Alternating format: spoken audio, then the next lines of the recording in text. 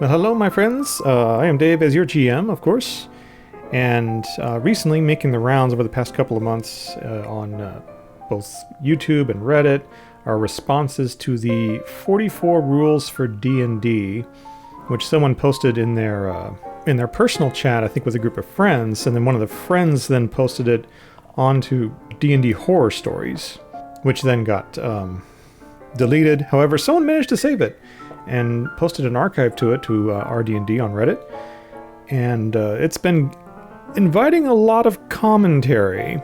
So I figured, hey, you know what? I could combine the awesome clickbait of a recent topic with the awesome clickbait of a tier list. And so I've created this, and I will share a link to this below in a little bit. But I've created tiles for all the kind of shorthand for all the different rules. So, my categories, of course, my categories. At the top, great rule. So this is a rule that doesn't already exist. It is a good rule for lots of tables. So this one up here in the red, hey, yeah, this is something you can definitely do. This is fine. Number 2, already a rule. The DM should not have to explain this to players. This is a part of the player's handbook. This is an essential component of the gameplay itself.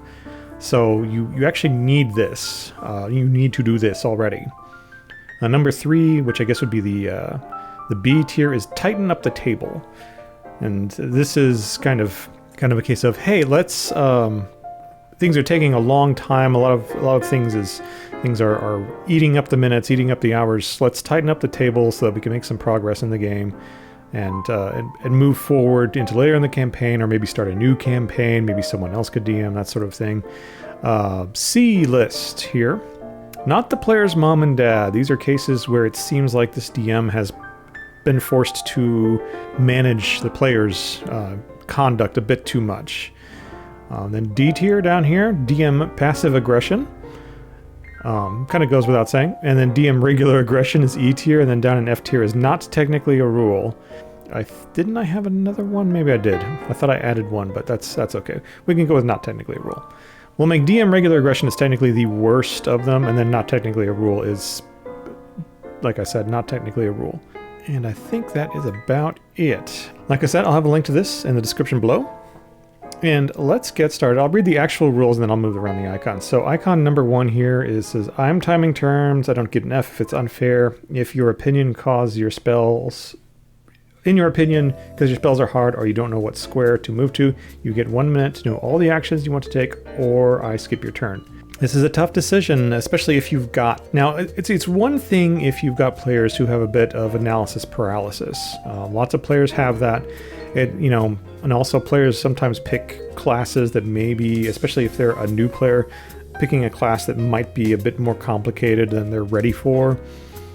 But D&D 5th edition, it has highly simplified classes like the Champion Fighter. Champion Fighter, super simple, gets lots of attacks, gets lots of crits, gets great, athletics checks, physical checks, things like that. Good with a bow, good with a sword, good with a shield. Simple character to play. You don't have to rush straight to wizard and find yourself buried in spells. So for me, this is kind of a mix between tighten up the table and not the player's mom, dad, where you're snapping your fingers and says, hey kids, pay attention. So I'm going to put this in tighten up the table. But it's going to be like a low tighten up the table. I don't think I can move that right away. Okay, but I'll have to remember that. All right, number 2. If you want harder fights, bring a second character sheet and expect to twiddle your thumbs when you die. I'm not going to baby anyone. It is actually pretty common. I've struggled with this sometimes, where I will sometimes have combat that is just way too easy for my players. They'll escape with surprisingly few wounds. I think in terms of wounds because I actually play the Star Wars game rather than D&D lately. I'm quite well aware of hit points though. But a little of this is DM and a little bit of this is... Well, actually, I'd say a lot of this is DM. Defeat the enemy is as I'm going to say in an upcoming video, is the least interesting goal of a combat. And there's lots and lots of videos on this. Matt Colville's got videos on this and things like that. You need to have more than just defeating the enemies as an activity for your players to do. And if you don't, it just turns into a grind. It turns into a hit point race, And if all you've got is a hit point race, then players may actually want them to finish. But if players are acting for tougher battles, add 2 goblins. It's not that difficult. I'm going to put this in DM passive aggression. Number 3, if you call me or my roll's unfair, I'll get up and go home, and if you got a ride with me, you can find your own way back and suck it up.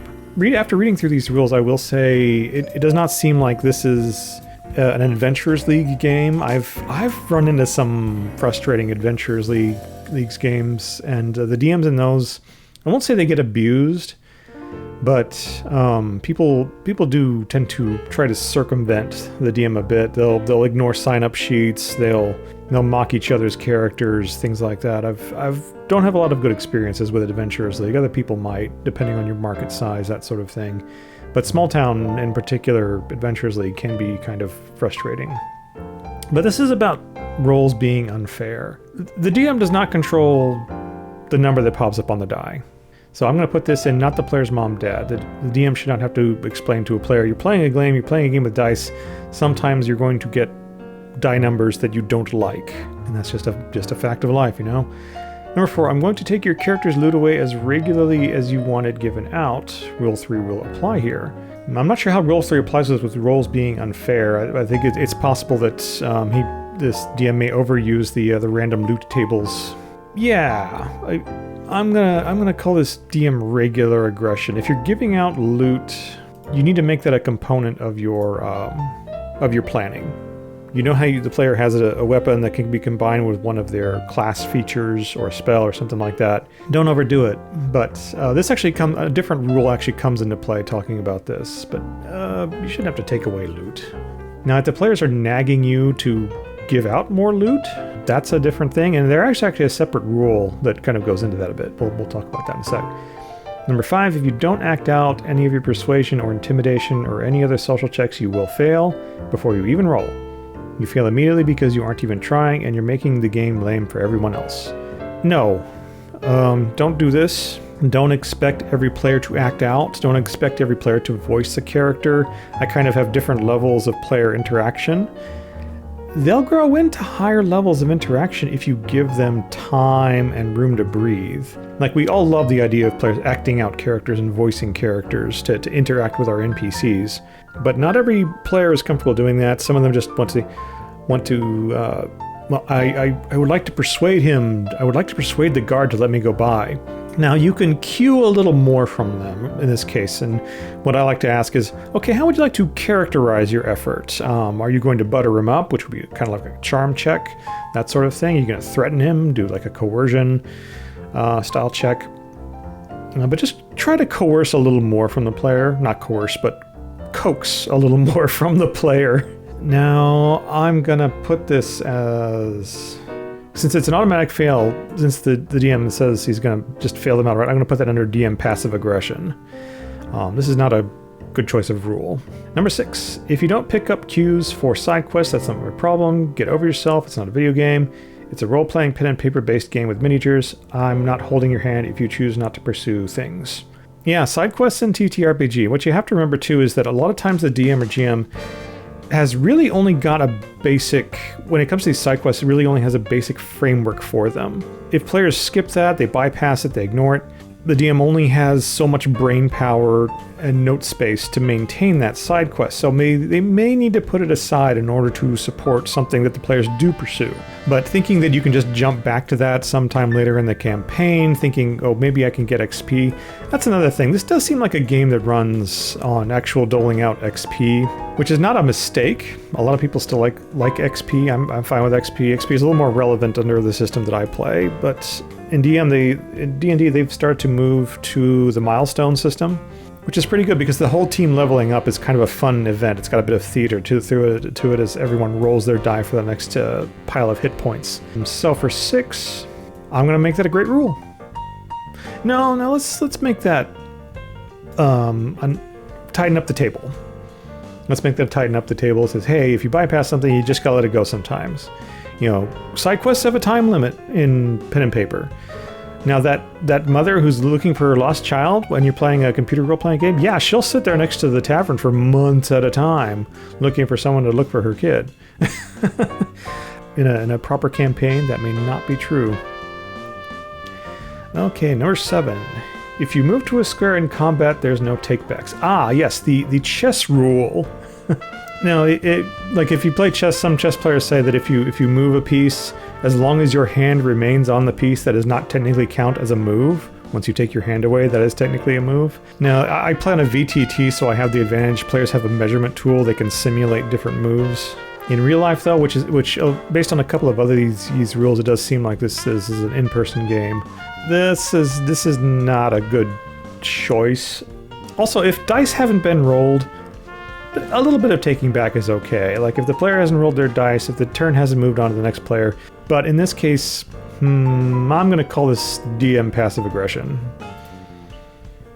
Now, it can get overboard where a player will simulate a move and they'll start taking measurements and then they want to take the move back. No, don't do that. No, play it where it lays, man. So, we're going to move this up to not the player's mom, dad. Like if the players are really abusing the measurements, you gotta put an end to that quick. All right, number 8, you tell every single person what you're doing before you do it. You don't roll dice and then say you're casting Fireball. You tell us all. Easy. Already a rule. Declaring actions is an essential component of most RPG systems, and the reason is because different classes, different powers, different talents, different feats give players and the DM an opportunity to alter the outcome, either supportively or the opposite, or detrimentally. So, for example, the shield style. If you're playing a fighter or a paladin, you have the option to take the shield as your sort of preferred weapon of sorts, and you get the interpose ability. Now, you have to declare interpose before the roll is made, because of course in D&D, advantage and disadvantage, it doesn't mean you re-roll and take the lower of the two numbers. It means you roll both and take the lower of the two numbers, or lower or higher of the two numbers. So you have to be able to declare interpose before the attack roll is made. And there are other examples too. Under our system, under Star Wars, for example, there are powers that you can kind of assist each other, help each other out, grant each other bonuses and things like that. 9, I will give out exhaustion more frequently. If you argue, go home, or you can actually fight me over it, or you can DM yourself. I'm going to put this under tighten up the table. If the DM wanted to use exhaustion more, the DM should use exhaustion more. He'd declare to everybody, hey, this is the new norm. Get used to it. I should have been doing this from the beginning. This is supposed to make the game more challenging. This is one of the DM's tools. Status conditions are a GM tool, and you need to remember that when you're selecting adversaries and weapons for your games. See, number 10, every snide comment you make to an NPC will be remembered and paid back in triplicate. You all seem to believe there is little consequence. I'm going to put this under tighten up the table. Now, I do sometimes wonder about this DM's players sometimes if they're just using interactions with NPCs as a trolling opportunity to be rude to the DM. I have seen that sometimes in live games. I don't deal with it in my current game, thankfully. Players need to, especially if players are going to act out, if the only time they're acting out is for the chance to be rude, then yeah, they should expect NPCs to act as though they've been treated rudely. Yeah, I'm going to charge double price. Tough break. You don't like it, go to somebody else's shop. Oh, there's no other shop. Go 2 towns over. That's too bad. Aww. I mean, it is possible to be in character rude, but you don't get any more out of that in a game than you would in real life. Number 11, you will not be given a mega dungeon every session. A temple is not the size of a small city. A temple is not the size of a small city. Neither is a cave. This poop will happen when it's natural and organic. Go play some roguelike if you want that. The reality is, again, I'm going to put this under great rule. The DM has limits, and the other thing is a mega dungeon. There's a lot of investment and design in a mega dungeon, and if players just give up on it, or they leave it, or they ignore the quest that's associated with it, that map just sits on a shelf or sits on a hard drive somewhere and may never get used again. Mega dungeons are special. They are elaborate. Like in real life, there's lots of dungeons. Under a castle, there'll be a dungeon where there's a prison. What you're looking for here is a labyrinth, and a labyrinth is very rare. The Minotaur trapped in a labyrinth because King Minos couldn't kill it because it was a byproduct of a gift from Poseidon, and so that is one of the rare cases of a labyrinth being created to house something. If a labyrinth exists, it exists for a reason, and it is unique and dangerous and kind of uncommon. All right, number 12. The travel portion is done. You want to travel continents doing literally whatever you want to do whenever you want. Go play World of Warcraft or play D&D with AI. In this case, my suspicion with this rule is that the game is approaching the end of the campaign, and the players want to go, and the GM or DM wants to finish it up, but the players want to go back to these other areas that they've been to before for one reason or another, to visit somebody or another. I would hope that players would pick up the social cue that, hey, let's wrap this up. I want to move on to another arc. I want to move on to another campaign. This is a chance for you to play other characters. This is a chance for you to come and go into new challenges. Don't constantly run back and forth and assume that time isn't going to advance. So this I'm going to put under tighten up the table. Number 13, if you're late with no good reason, I'm going to have your character's hit points for the entire sessions. Players are late sometimes. That's a simple fact of life. Real life intersects. This I'm going to call DM regular aggression, because honestly, sometimes players just can't help that. I mean, yeah, they'll call ahead, they'll text ahead, and clearly if this was put in like a group chat, the group has the means to, signal each other that, hey, I'm going to be late, I'm not going to be able to play today, etc., etc. Now, generally you want to try to do this, or you want to encourage your players to do this sooner rather than later, because that way if it gives the players the opportunity to plan something else for their evening, and the DM as well. If it's egregious, especially, like if just say, hey, I can't make it, and the DM can say, hey, y'all want to play a board game instead, or get together for something else, then everybody can do that. If not, give people the opportunity to prop up their feet and relax. But the penalty of having for the entire session, that's DM regular aggression. This is like almost borderline, not the player's mom, dad type of thing. But we're going to put it under DM regular aggression. DM is being very aggressive with this. Number 14. If you don't show up for no good reason, then that will be determined by me alone. If no one else has the guts to say poop for fear of upsetting one another, first time you'll find yourself losing either a whole level or up to 3 major items of your own. The second time you do it in a row, you'll be removed from the chat and the group full stop. I have no time for people to not show up. This again goes now beyond the loss of level or kicking. I mean, I put 13 under DM regular aggression. Based upon the penalty, I'm also going to put this under DM regular aggression. But again, do not pointlessly consume the time of other people. Give them the chance to do other things. Signal a little earlier. Communicate with each other. It's wonderful. Yep, even in my group, we try to let each other know a couple of hours before, or better yet, days beforehand. And in some cases, we even let each other know the week beforehand. That way, the rest of us, you can either sleep in, take a nap, play video games, do other things. Don't eat each other's time just because you're careless. But still, the penalty, on the basis of the penalty, this is DM regular aggression. If you get too stoned or drunk to play, I will go home without a warning. Your warning is here. Not the player's mom and dad. Yes, this is definitely a good rule. I have had players get a little tipsy during online sessions. It's never gotten to the catastrophic point. I do tell them, hey, save number 2 or number 3 until after the game. And for the most part, things have been manageable. It is really audible when people start to get kind of tipsy over Discord, though. 16, if you get it for bombing or smoke or whatever breaks every 10 minutes, I will simply pack up and go home. I'm sick of waiting for every bloke to be at the table. Yeah, this is not the player's mom and dad again. In this case, like if players are constantly getting up for smoke or to take other things or to get drinks and things, one thing to consider is, hey, maybe run just a shorter session or schedule your breaks. I do try to schedule break at the midpoint. I typically run 2.5 to 3 hour session, but in this case, if like people are getting antsy and wanting to move on, and you've found yourself at the end of the encounter or a suspenseful start of an encounter, just call the session. Dole out the XP, call the session. Everybody gets excited for the next one, but they can go off, they can have their smoke or whatever, what they're allowed to have in their particular community. Let me roll this up just a tad. There we go. But again, not the player's mom and dad.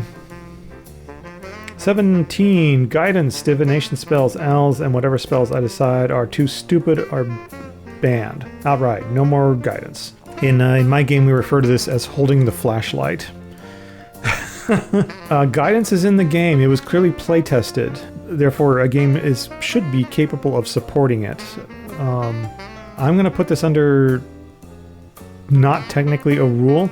Now, if you're going to say you don't like divination, you need to make that a part of the baseline of your campaign. You be up front with your players, okay, divination spells work. The gods have turned their back upon all of sentient life on the planet. They will not interfere in causality in any sort of way. So, too bad. Now, they will let you cast Fireball. You can keep casting Fireball all you want, but they will not interfere in human affairs through guidance. That is forbidden. Owls, I've heard a discussion about this, that owls, because they can retreat without invoking attacks of opportunity, if you combine that with the familiar's ability to cast touch spells, this can be a bit broken. The thing is though, when players pick out a familiar, they're usually looking for some kind of benefit from that familiar. Owls, apparently, they can do this like a bat. If you can use the bat's senses, technically you get dark vision. So that's another good one. But owls, I mean, you can create creatures that are good against owls. Just shoot them out of the air with an arrow. I mean, arrows are dirt cheap. Owls and their summoning components are expensive. Kill the owl. Number 18, you get one chance at a skill check. If you F up, your party doesn't get their chance to do the same check. Think carefully who's good at what. This is a tighten up the table rule, I'd say. I've had players ask, hey, can I try again? Well, under certain circumstances, if there's time, if there's no chance of being caught, yes, you can time again. Time moves forward. You can try again. Time does move forward, of course. There does come a point where like you can just try, and you're just not going to find. In my case, I would probably start throwing 2 setback dice on it, 4 setback dice on it, 6 setback dice on it, to the point where like someone peeks into the room where you're trying to search and says, hey, you've been in there for a long time. Are you all right? And I've got to get the guards, do I? Let's see, that's number 18. Now, there are circumstances where all of the players should get a skill check. Under our system, we have vigilance rolls and perception checks. In that case, you do have to let each player try on their own. And what you do instead is you give those who have succeeded the chance to react to what they're seeing or what they find first, or they can signal their friends that something is about to happen or that they've found something important. This is also kind of fun because it gives the keen-eyed players first crack at the loot sometimes. You know, a little table friction wouldn't hurt, you know, it's kind of fun. Anyway, that was 18. 19, discussion of metagame details in-game will result in instant damage to your character. Meta is interesting. Now, when we play Star Wars, normally in a game like D&D, you have your specific spot in initiative order when you're in combat. Now, in Star Wars, we have initiative slots, which any player can assume, and it is expected that players negotiate with each other for these spots so that they can execute leadership-based abilities or get off the first shot because they've got a really powerful first shot, that sort of things. The expectation is that players negotiate these things with each other, so a certain amount of meta is permitted. Now, if you're announcing, you know, how many hit points you have left and that you need healing, that's another maybe a big no-no. You can simply declare no discussion of numerical stats. Now, if you've got a status condition like poison, you can probably tell when you've been poisoned, or if you have a disease or something like that. This is kind of iffy. Instant damage. We're borderline in between something the players are doing and something the DM is doing. This is like, you shouldn't have to tell the player. This is kind of a mix between tighten up the table and DM passive aggression. But because there's a threat of instant damage, I'm going to put this under DM passive aggression. Apparently the meta has gotten out of hand at his table, so I've never had it get that bad. It's interesting though. Okay, number 20. Number 20. Rules lawyering fellow players is encouraged. Oh, I'm actually me will result in me telling you to F off. Man, as the DM, like, DMs, of course, they've probably read the player section. The player section in the D&D 5th edition handbook, especially compared to the 4th edition section, is shockingly short. And so it's not unrealistic for the DM to kind of know those pretty well, especially since the DM has probably thought of some of their own players that they'd like to play. I play Star Wars. There are, I think, about 30 skills in Star Wars. There are 6 classes, each of which have 3 specializations, and then the entire talent section is an entire chapter in the core rulebooks. 4 or 5 pages of weapon characteristics.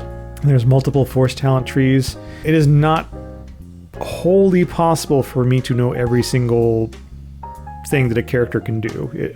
These characters run pretty deep, so for a game like D&D, I would put this like at DM passive aggression, but I'm going to put this under tighten up the table. Players should know their characters. DM, GM, you need to look at the sheets every once in a while, make sure everything is cool, make sure everything's cool. So I'm going to put this at tighten up the table, not just for the players, but for the DM as well. You know, the DM needs to tighten up their end of this too. All right, number 21, you roll your dice within view of 2 players who aren't use standard? Misspelled there. You roll them neatly and you roll them on the table. Failing to do these things will auto-fail whatever roll you did. Arguing that you actually rolled validly when you clearly didn't is an automatic critical fail. Rolling where people can see this is already a rule. You should not have to make a rule for this. I don't run into this too much because I run a VTT. The rule is visible to everyone unless you set it as a private role or a GM private role, in which case the GM can see it anyway. But this goes right alongside declaring your actions. The results are essential to the outcome. Therefore, everybody needs to be able to verify these. In fact, there is a specific rule in the Star Wars RPG system, the narrative dice system. Even the GM cannot hide rolls, because players have abilities that allow them to nullify threat or nullify despair. If they can't implement those, then they basically just wasted XP. Instant death traps and mechanics are coming into place. If you call these things unfair moving forward, I will laugh at you and tell you to F off and cry some more. DM passive aggression. Pretty easy. Death traps. Like, player characters used to be really expendable in D&D. Like, if you try playing one of the gold box games and don't optimize every single characters, your characters will die very easily. So when I play one of the old gold box games, it gives you the ability to edit your characters. I pretty much just crank everybody up to 18 and everything, just so I can keep the game functional and characters aren't constantly dying. I'm not constantly going back to town, only to discover that I can't afford a resurrection. This is kind of a punishing thing, and a lot of people suspect that this DM really just wanted this game to end and was looking for rules that would give them an easy out. Number 23, I will not give you random magical items, and vendors will not stock them. They are meant to be rare and hard to acquire. Yes, they are rare. These are rewards for success in an arc. These are rewards for success in a big quest. The town has a single sword +1. I mean, it's a small village. What do you expect? They've passed this down from generation to generation. They're not just going to hand these out willy-nilly. So, rare magical items. This is great rule. Now, rare magical items for the players, that means rare magical items for NPCs too, and monsters. If you're handing these things out to monsters, players are going to pick them up. So keep that in mind when you put these together. Random encounters in the form of random dragons or strange mysterious road trader or a band of goblin prostitutes isn't going to happen. Go play Baldur's Gate 3. I'm on the fence about random encounters. I do like mechanics that turn this into a game for me too. I like being the one who has to react unexpectedly to things, whether that be from players or from mechanics that are semi-randomized. I don't like having 100% control of my games. So I'm gonna call this a great... No, this is against random things. Now, at the same time, implausible random magical things are a bit tougher. This is a lot of work for the GM to run. I'm gonna call this... This is technically already a rule. The DM has the right to rule on plausibility, and even in a fantastic setting, if a dragon encounter is obnoxiously rare, you're just not going to have a dragon encounter. I'm sorry. Yeah, you know, those toys are expensive, you know. 25. I don't give to us what Reddit says about X or Y ruling. Input from Reddit. There's some good DMs that give advice on Reddit. There's the DM Academy subreddit, which has some pretty good advice and pretty good links to videos. But the DM is the final arbiter of rules. If this is more about whether or not a rule exists, yes, get advice from Reddit. If this is about whether or not how to interpret a rule, you can take advice from Reddit, but as the DM of the game, you are the final arbiter of rule disputes. You are the Supreme Court. And the DM, when they wrote this list, didn't list out a punishment for this. It says number 26 is similar. I actually give less of an F about what your mates and group did. Again, this is technically already a rule. If there's a dispute about interpretation, the DM's interpretation is kind of a final. If you don't, it's going to get disputed constantly. It's going to waste a lot of time. You need to move forward with the game. And also, this makes understanding of the rule at the table clear to everyone. So you can't have one player who says, oh, I've got this other group, I've got this source that says it needs to be interpreted this way, and another player says, oh, I've got this other group, I've got this other source, I've got this video that says it needs to be interpreted the other way. You know, the DM, make a ruling, let the game go forward, make it clear to everyone in the group. This is technically already a rule. They actually talk about this in the player's handbook. All right, 27, saying anything to me about other players not liking me doing X or Y without them saying it directly to me will result in me kicking you out of the group. Don't use someone else to push your own agenda.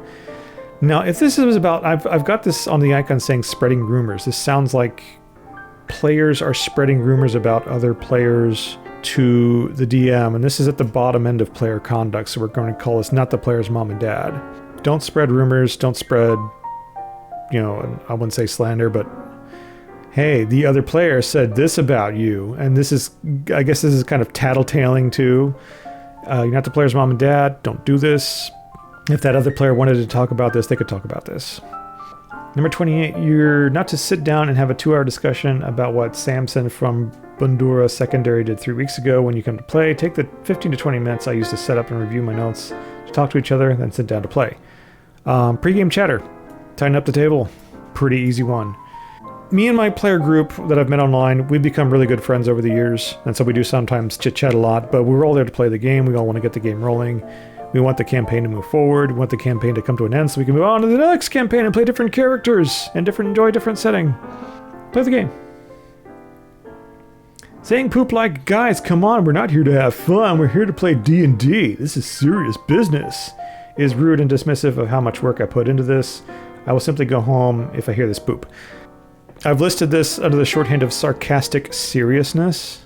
This is kind of a mix of, yes, the player is being rude. This is also the DM not really having a sense of humor about it. But however, the DM has not listed out a specific... Actually, no, he has. You pack up and go home. This is... I'm going to put this under kind of DM passive. But again, part of this is also not the player's mom and dad.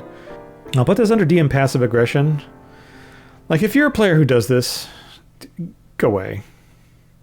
I do sometimes with some of these rules think that this DM's players are trolling him.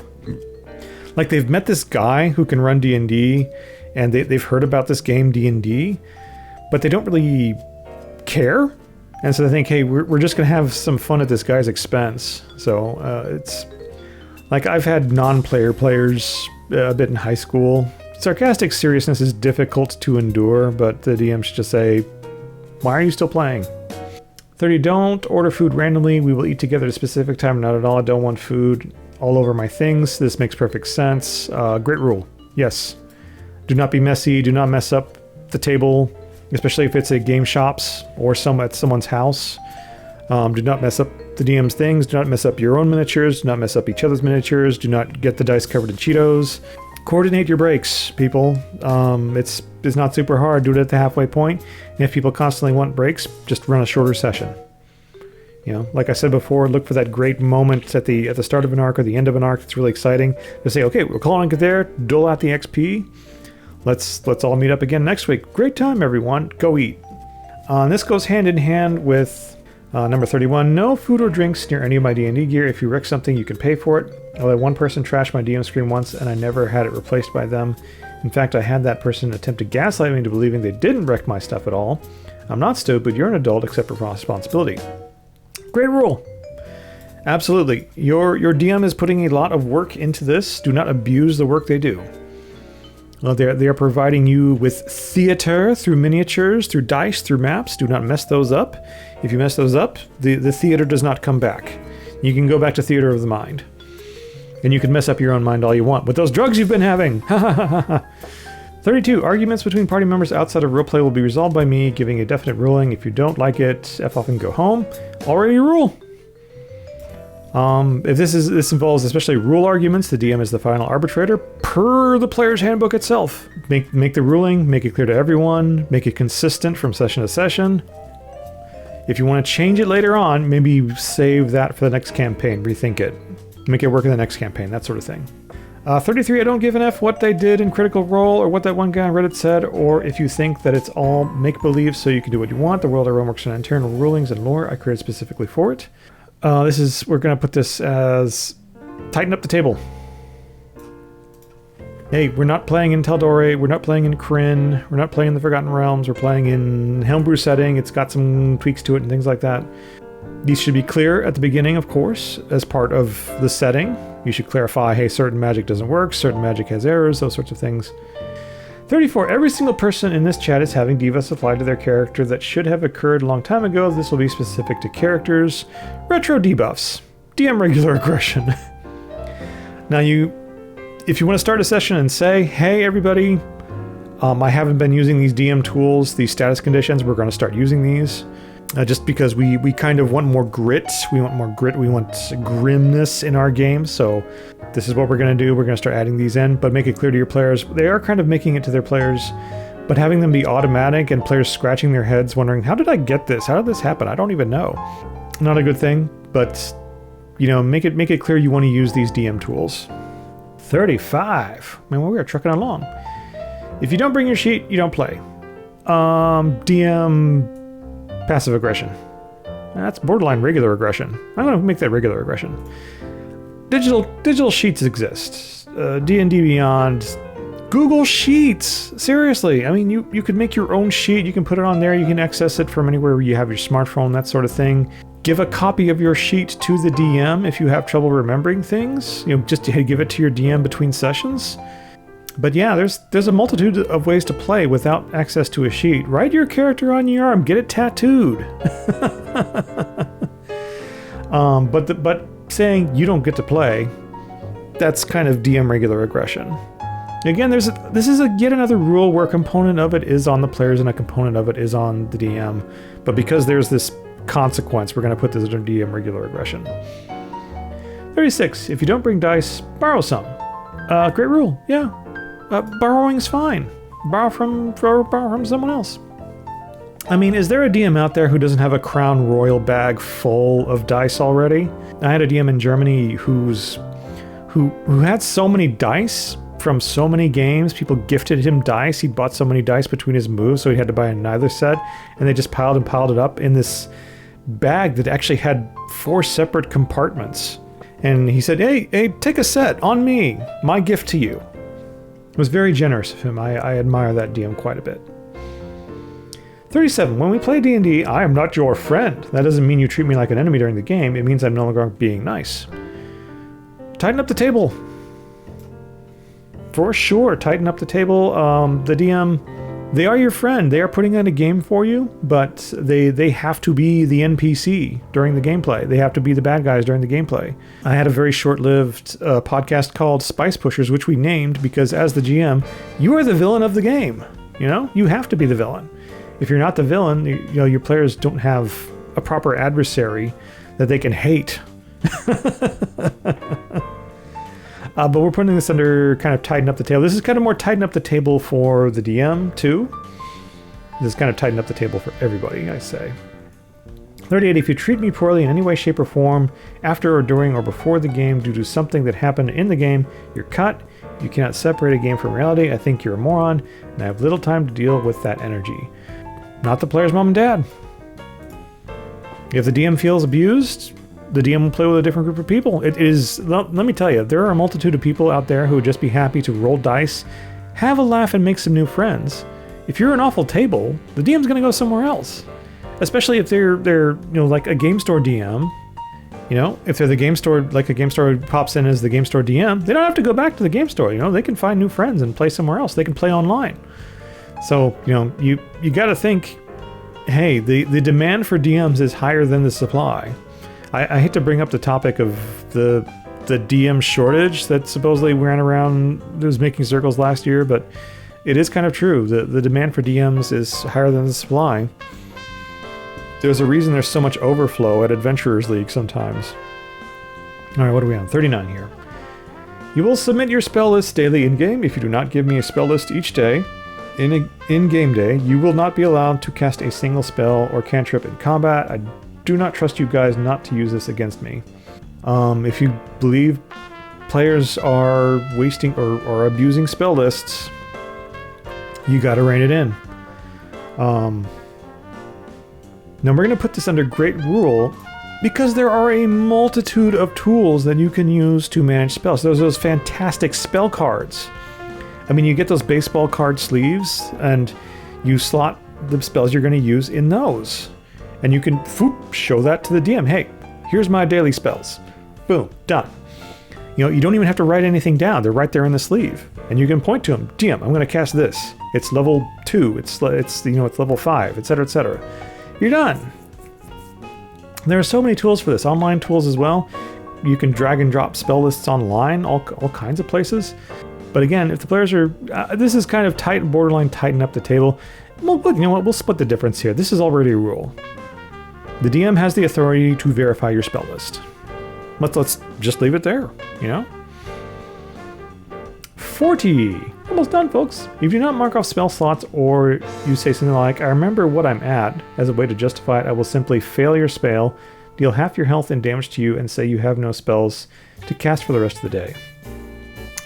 This one I will put under tighten up the table, just because there's an explicit punishment for it. Again, this is borderline DM passive aggression, regular aggression. Yes, you must track your spells. You can get little dials to track your spells that your DM can see. You can use different colors of stones.